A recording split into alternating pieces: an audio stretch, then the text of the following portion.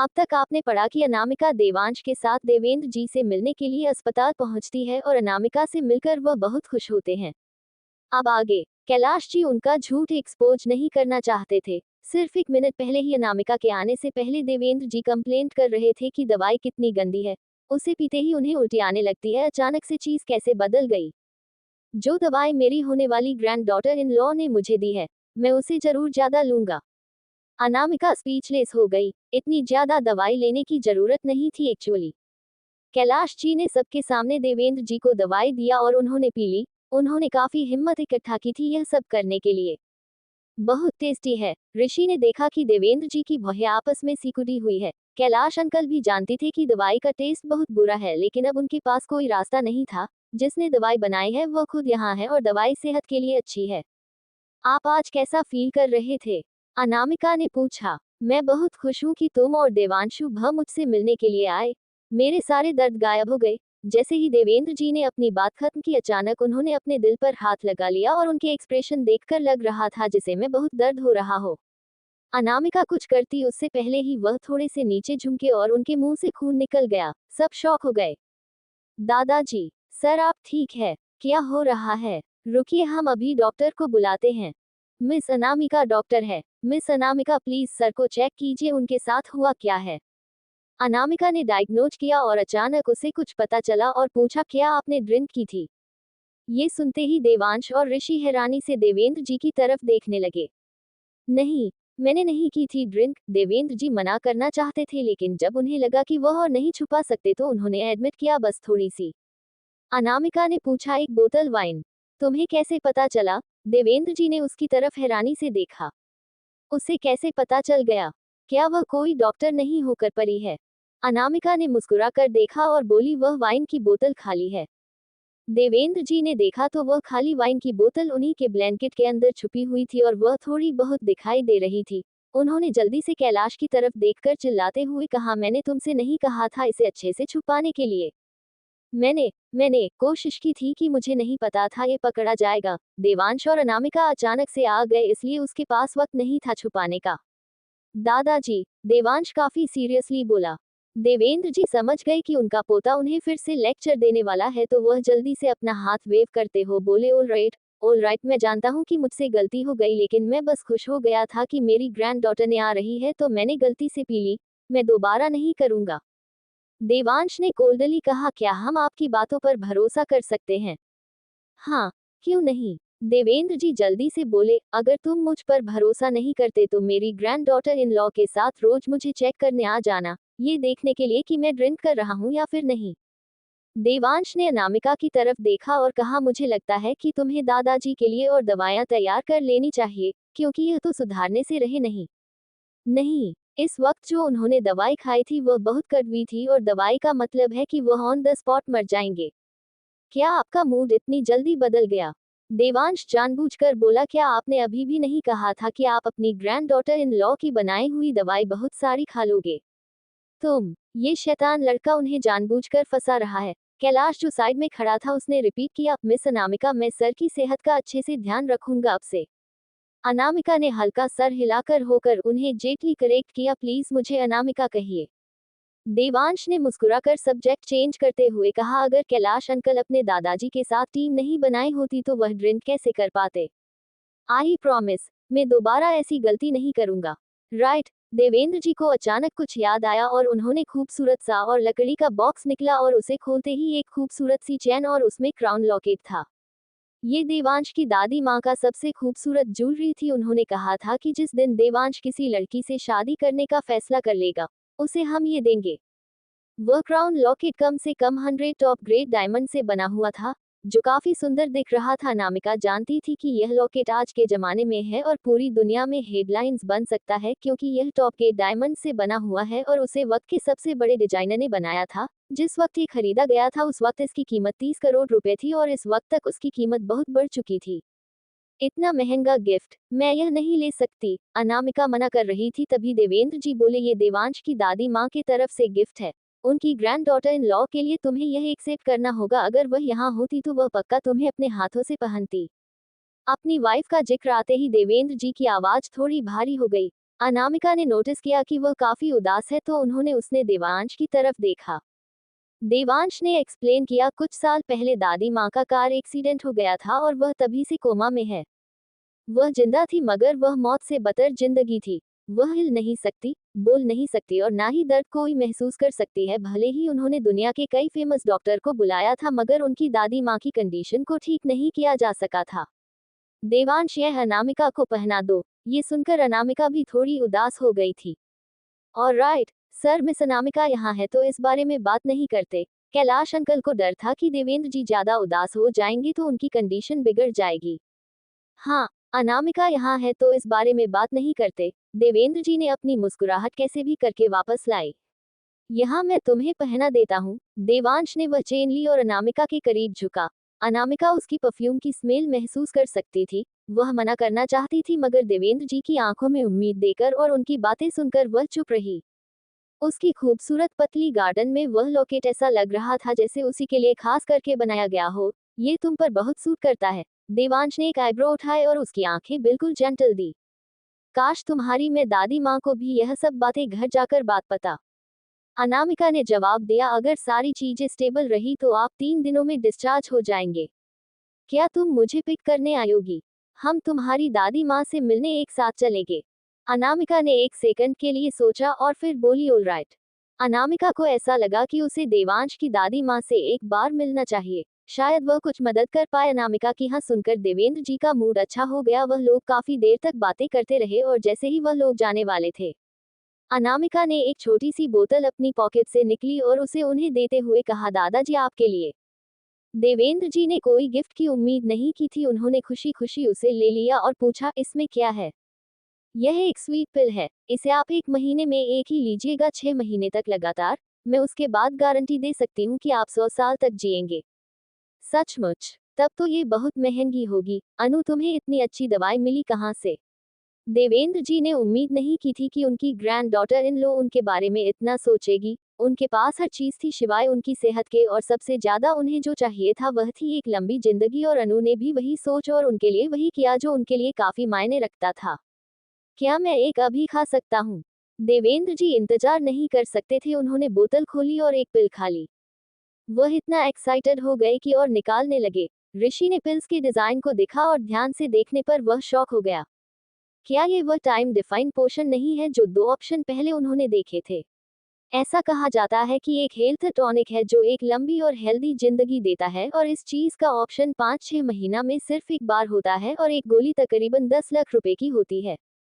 लेकिन सवाल यह है कि मिस अनामिका को इतनी प्रेशियस और रेयर चीज मिली कहाँ से? क्वांटिटी देखकर समझ में आ सकता था कि इतनी पिल्स को इकट्ठा करने के लिए लगातार 10 सालों तक उन्हें खरीदना होगा। मगर अनामिका की उम्र तो इतनी नहीं है और वह इतने पैसे क्यों खर्च करेगी जिसकी उसे जरूरत ही नहीं है, और क्यों उसे अपने साथ हमेशा रखेगी? ऐसा तो तभी हो सकता है जब वह खुद ये पिल्स बनाए। अगर वह खुद ही पिल्स बनाए तो उसके पास वह जितनी चाहे उतनी हो सकती है। इस पॉसिबिलिटी के बारे में एहसास होते ही ऋषि हैरानी से देवांश की तरफ देखने लगा। देवांश भी वही सोच रहा था और उसके एक्सप्रेशन पर डिप हो गया। लगता है कि यह छोटी सी लड़की फेमस मिस आर्या है, एक मेडिकल जीनियस। शायद वही थी उस दिन ऑक्शन में जो उसे दवाई के लिए इतनी ऊंची बोले लग रही थी और उसके साथ compete कर रही थी। और अब उसे समझ में आ गया कि उस दिन अनामिका चर्च के पास क्यों थी। क्योंकि वह उसे दिन ऑक्शन के लिए गई थी। इस बारे में सोचते हुए देवांश मुस्कुराया। उसने उम्मीद नहीं की थी अनामिका की इतनी सारी आइडेंटिटी होगी एक के बाद एक। ये तो हैरानी की बात है। बिग बॉस, आप बहुत लकी हो। ऋषि खुद को रोक नहीं पाया और उसने कहा। बिल्कुल, देवेंद्र ने खुश होते हुए कहा, ये बहुत अच्छी टेस्ट की है। मैं बहुत लकी हूँ, मेरी ग्रैंड डॉटर इन लो ने मुझे इतनी सारी दी है। ये बहुत टेस्टी है। अनु, क्या मैं एक साथ ज्यादा खाऊंगा तो प्रॉब्लम होगी? क्या मैं हर रोज एक खा सकता हूँ? उनकी यह बात सुनते ही ऋषि और देवांश से एक साथ बोले नहीं। देवेंद्र जी ने उन दोनों को कंफ्यूज होकर देखा और पूछा, क्यों नहीं? ऋषि कुछ कहना चाहता था मगर उसने खुद को रोक लिया। इतनी महंगी दवाई जो लोगों तक पहुंच भी नहीं पाती, वह हर रोज एक खाना चाहते हैं। देवांश बोला, अनु ने कहा है ना कि आप 1 महीने में एक ही खा सकते हैं। ठीक है, 1 महीने में एक ही खाऊंगा। ठीक उसी वक्त अनामिका को फोन बजा और वह राघव था जो कॉल कर रहा था।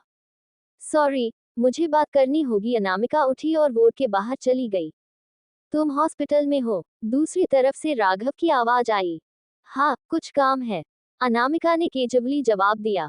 लक्ष्मी दादी को कुछ देर के लिए आज होश आया था। राघव धीरे से बोला, सिर्फ कुछ मिनट के लिए, मगर 1 मिनट के दौरान वह लगातार तुम्हारा नाम लिए जा रही थी। वो तुम्हें कॉल भी करना चाहती थी मगर मैंने उन्हें रोक दिया। तुम उनकी कंडीशन जानती हो, कोई भी कंडीशन प्रॉब्लम खड़ी कर सकती है, इसलिए मैंने उन्हें रोका। आगे कहानी में क्या होगा जानने के लिए पढ़ते रहिए और कमेंट और लाइक जरूर कीजिए। अब तक आपने पढ़ा किया अनामिका देवेंद्र जी से मिलती है और उन्हें एक बहुत ही महंगी और दवाई गिफ्ट के तौर पर देती है, जिसे देखकर देवांश और ऋषि हैरान हो जाते हैं। अब आगे राघव ने सारी सिचुएशन अनामिका को बता दी। लक्ष्मी जी को सबसे ज्यादा चिंता अनामिका की थी। उठते ही सबसे पहले उन्हें अनामिका को ही चेक करने का ख्याल आया, भले ही अनामिका उन्हें ना बताए कि उनके पीठ पीछे मदन और मीना ने क्या किया है। मगर अनामिका की आवाज सुनकर ही वह रोने लगती थी और वह ज्यादा एक्साइटेड हो गई, तो उनकी जिंदगी जा सकती थी और उनकी इतने दिनों का इलाज बेकार हो जाता। तुम अभी भी अस्पताल में हो, तो तुम क्यों नहीं आकर उन्हें एक बार देख लेती, और आज के मेडिकल रिपोर्ट भी चेक कर लेना। ऑल राइट, मैंने अभी भी मीटिंग खत्म किया, मैं तुम्हें मेरे पास रिपोर्ट लेकर आता हूँ। ओके। कॉल काटने के बाद अनामिका लक्ष्मी दादी के वार्ड की तरफ बढ़ गई। लक्ष्मी दादी अभी भी बेहोश थी, मगर उनके हाथ में टाइटली है ब्रेसलेट को पकड़ा हुआ था। वह चीज थी जो अनामिका पहली बार अपने पैसे से खरीदकर उनके लिए लाई थी। अनामिका ने प्यार से उनके बेजान पड़े हाथ को पकड़ा और शायद लक्ष्मी दादी को उसके आने का एहसास हो गया और उनकी उंगलियां धीरे से हिली। ठीक उसी वक्त वार्ड का दरवाजा खुला। अंदर वाले इंसान मीना थी और अनामिका को देखते ही पहले वह हैरान हुई और फिर गुस्से में बोली, तुम यहाँ क्या कर रही हो? कौन, किसने आने दिया तुम्हें अंदर?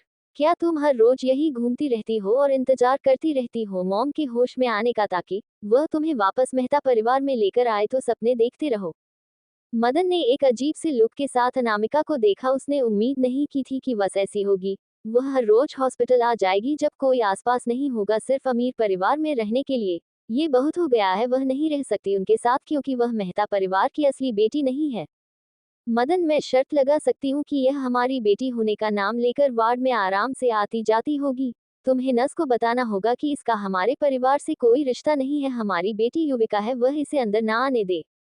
मदन को भी यही शक था, वरना इतनी सिक्योरिटी होने के बाद वह वीआईपी वार्ड में ऐसे कैसे आ सकती है।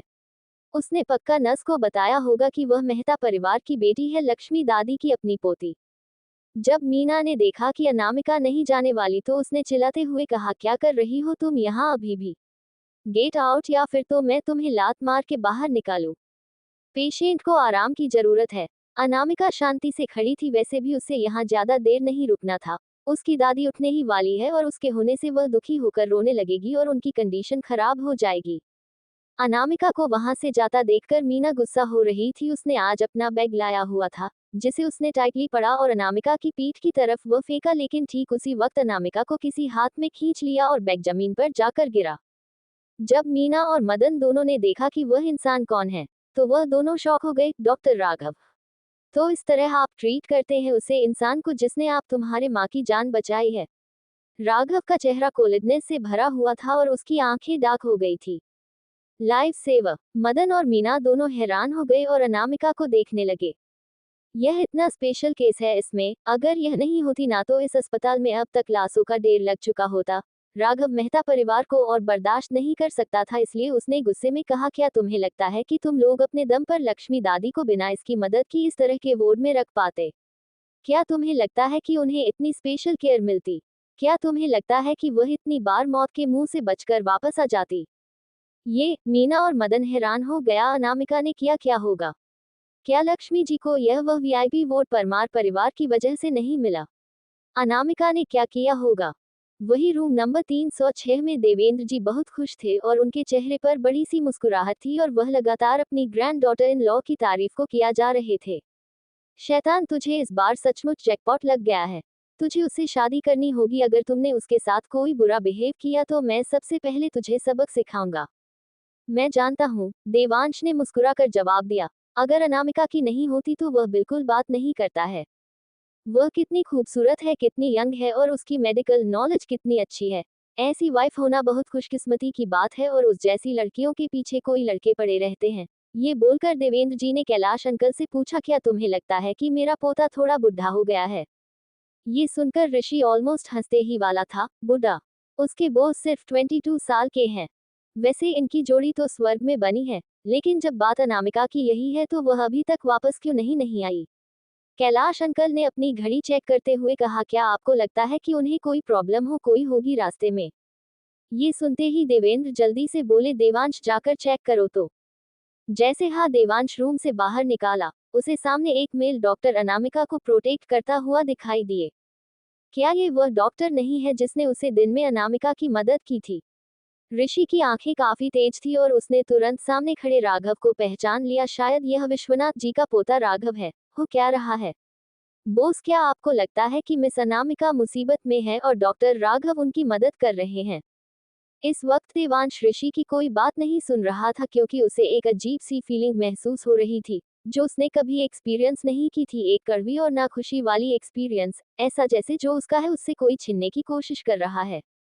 सर, देखकर लगता है कि डॉक्टर राघव और मिस अनामिका एक दूसरे को काफी अच्छे से जानते हैं और उन्हें काफी चिंता भी है, ऋषि ने ऑब्जर्व करके बताया और आसपास की टेंशन को महसूस करके उसने देवांश को चिढ़ाया, बोस क्या आपको जलन हो रही है। देवांश ने कोल्डली जवाब दिया, वह सिर्फ एक डॉक्टर है सर। डॉक्टर राघव और मिस अनामिका दोनों ही मेडिकल फील्ड से है, वह सेम बैकग्राउंड से है। अगर ऋषि अपनी बात खत्म कर पाता उससे पहले ही देवांश अनामिका की डायरेक्शन में आगे बढ़ने लगा। क्या बॉस ने अभी अभी नहीं कहा था कि उन्हें जलन नहीं हो रही है। भूल जाओ। अनामिका और टाइम वेस्ट नहीं करना चाहती थी, इसलिए वह वहां से जाने लगी। राघव को बहुत गुस्सा आ रहा था और वह बोला, तुम्हें सचमुच इन लोगों को बता देना चाहिए कि आज लक्ष्मी दादी जिंदा है तो किसकी वजह से। यहाँ पर कुछ बात करने के लिए है नहीं। इतना कहकर अनामिका निकल गई और इरिटेटेड राघव भी उसके पीछे पीछे आने लगा। डॉक्टर राघव का मतलब क्या है। हमारी माँ की जिंदा होने का कारण हमारा परिवार है और परमार परिवार है, ना कि अनामिका, राइट। मीना बहुत कंफ्यूज थी और उन दोनों को जाते हुए देखकर वह खुद को रोक नहीं पाए और बोली, उसने ना ही पैसे दिए हैं और न ही कोई पावर इस्तेमाल की है मोम को मौत के मुंह से वापस देने के लिए। ये सब एब्सोल्युटली डिक्लेयर से कई सारे डॉक्टर ने मदद की है और जिसके पैसे हम देखते हैं, और परमार परिवार ने मॉम को यह वीआईपी रूम दिलवाया हॉस्पिटल का, इसलिए वह जिंदा है। चलो चलते हैं। मदन कोई मुसीबत नहीं खड़ा करना चाहता था, इतना अमीर और अच्छे बिजनेस में होने की वजह से उसे एक अच्छी पब्लिक इमेज बने रखनी होगी, बिना कोई सीन क्रिएट किया। मगर मीना नाखुश होकर बोली, क्या डॉक्टर राघव अभी अनामिका को लेकर झूठ बोल रहे थे और उसे बचा रहे थे क्योंकि वह उसे लाइक करते हैं। मुझे थोड़ा अजीब लगा, उनका एटीट्यूड हमारे लिए कितना बुरा था पहले, शायद ये भी अनामिका की वजह से। स्टॉप इट, चल के मोम को देखते हैं। मुझे नहीं पता कि मॉम को कब होश आएगा। मैंने ऑलरेडी विल तैयार कर ली है, होश में आते ही वह सब साइन कर देगी और अपने सारे असेट्स हमें और युविका को दे देंगी तो मुझे एक राहत की सांस मिलेगी। अपनी आवाज नीचे करो। मदन ने उसकी तरफ घूरकर देखा और बोला, क्या तुम चाहती हो कि सारी दुनिया तुम्हारी बातें सुन ले। ये सुनते ही मीना ने जल्दी से अपना मुंह बंद कर लिया और अस्पताल के रूम का दरवाजा बंद कर दिया। अनामिका को कोई आइडिया नहीं था कि वह दोनों यहाँ क्यों आए हैं। उसने पीछे मुड़कर राघव को देखा और बोली, मुझे कुछ काम है, तुम जा सकते हो। लक्ष्मी दादी की मेडिकल रिपोर्ट का क्या। अगर कोई स्पेशल सर्कमफ्रेंसेस नहीं है तो तुम खुद ही पढ़ लो। ओके। राघव ने नोटिस किया कि एक उसी का ही उम्र का लड़का, जिसके छोटे बाल हैं, पैर लंबे हैं और काफी खतरनाक हो रहा है, वह उनका इंतजार कर रहा है। क्या यह इंसान देवांश सिंघानिया है। जब से अनामिका ने देवेंद्र जी की जान बचाई है, शायद अनामिका इस आदमी से कोई ज्यादा मिलने लगी है। देवांश ने एक नजर राघव की तरफ देखा भी नहीं, उसकी आंखें लगातार अनामिका पर बनी हुई थी और उसने सॉफ्ट आवाज में पूछा, क्या कोई प्रॉब्लम है। नहीं, अगर है तो मुझे बता दो, मैं मदद कर दूंगा। अनामिका ने देवांश के एक्सप्रेशन देखे और लाइटली बोली, कुछ नहीं है, बस मैं कुछ दो लोगों से टकरा गई थी, मैं दादाजी को देखने जा रही हूँ। ओके। देवांश ने अनामिका के पीछे रूम नंबर 301 को देखा और फिर ज्यादा दूर न खड़े राघव को, जिसे नहीं पता था कि उसे देवांश को ग्रिट करना चाहिए या फिर नहीं। इस आदमी की उसके दादाजी देवांशी काफी रिस्पेक्ट करते थे। वह कुछ कहने जा ही रहा था, तभी देवांश ने उसे पर से अपनी नजर हटाई और अनामिका के पीछे पीछे रूम में जाने लगा। अनु, तुम्हें कोई परेशानी तो नहीं हुई थी ना। अनामिका को अपने सामने देखते ही देवेंद्र जी ने चिंता से पूछा। नहीं, अगर कोई भी प्रॉब्लम हो तो देवांश को बता देना, वह तुम्हारी मदद करेगा। अगर तुम्हें लगे कि वह नहीं कर पा रहा है तो तुम मेरे पास आ जाना, मैं तुम्हें पक्का मदद करूंगा। अनामिका ने उनकी तरफ देखा और बोली, ओके।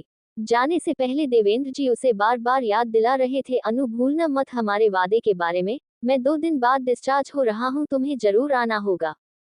मैं जरूर आऊंगी। हॉस्पिटल से निकलने के बाद अनामिका ने देवांश से उसकी दादी माँ की कंडीशन पूछी। उन्हें एक ब्रेन इंजरी हुई है, देवांश ने बिना किसी एक्सप्रेशन के जवाब दिया। अपने आप सांस लेने के अलावा और उनकी पलकें झपकाने के अलावा सारे सिम्टम्स उनके कोमा स्टेट वाले हैं। सीधी भाषा में कहा जाए तो वह एक चलती फाड़ती लाश बन चुकी है। अनामिका समझ गई। उसे याद आया कि उसने कुछ वक्त पहले ऐसे ही एक केस को ट्रीट किया था और जिसमें पेशेंट भी ब्रेन इंजरी की वजह से ही पैरालाइज हो गया था। सिचुएशन कंट्रोल में आ गई थी, लेकिन उसके लिए काफी मेडिकेशन की जरूरत पड़ी थी। कुछ ऐसे ही दवाएं भी थी जिन्हें ढूंढना बहुत मुश्किल है, कुछ उसमें ऐसी भी है जो इलीगल एरिया और बॉर्डर से बाहर से मंगाई गई थी। आसान शब्दों में कहा जाए कि इस तरह की पेशेंट को ठीक करना काफी बड़ा और मुसीबत वाला काम है। कैसा रहेगा हम आज रात एक साथ डिनर करें तो? देवांश ने पूछा। अनामिका ने टाइम चेक किया। उसे याद आया कि उसके पेरेंट्स घर पर उसका इंतजार कर रहे होंगे। ठीक उसी वक्त देवांश ने अपना फोन निकाला और एक नंबर डायल किया। कॉल कनेक्ट होते ही वह बोला, हेलो मैं हूँ देवांश, अनु और मैं एक साथ डिनर करने जा रहे हैं। ओके, मैं उसका ध्यान रखूंगा। इतनी कन्वर्सेशन के बाद उसने कॉल कट कर दिया और अनामिका ने सोचा, क्या यह मुझे मेरा ओपिनियन भी पूछेगा? आगे कहानी में क्या होगा जानने के लिए पढ़ते रहिए और कमेंट और लाइक जरूर कीजिए।